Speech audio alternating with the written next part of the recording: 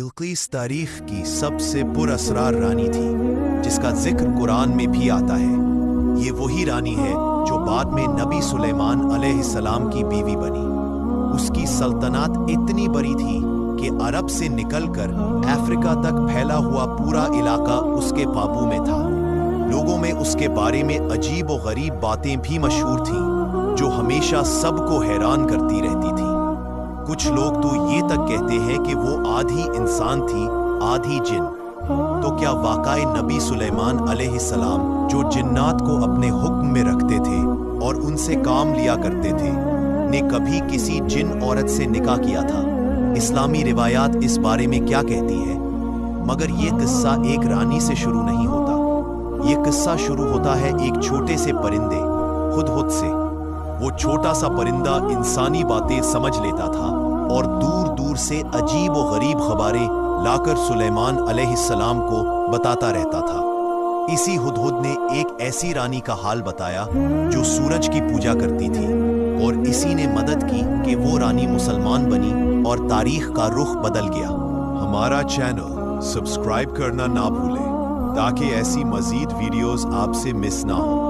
اگر آپ تیار ہیں تو چلیے شروع کرتے ہیں۔ اے پیغمبر، ہم تمہیں اس قرآن کے ذریعے جو ہم نے تمہاری طرف نازل کیا ایک بہترین قصہ سنا رہے ہیں، اور اس سے پہلے تم اس سے بے خبر تھے۔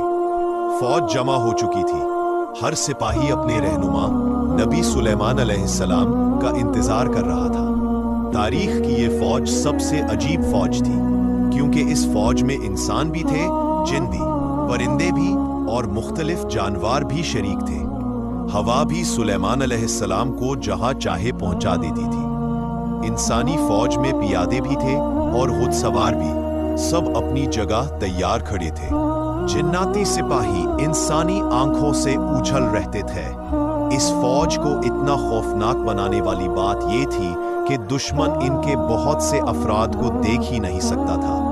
کچھ پرندے اور کچھ جانور بھی سلیمان علیہ السلام کے لشکر میں شامل تھے۔ شیر جانوروں کی قیادت کرتے تھے اور ان کے بعد چیتے صفوں میں نظر آتے تھے۔ پرندوں کی فوج میں کئی باز اور شہین بھی پروں کا جوڑ دکھاتے تھے۔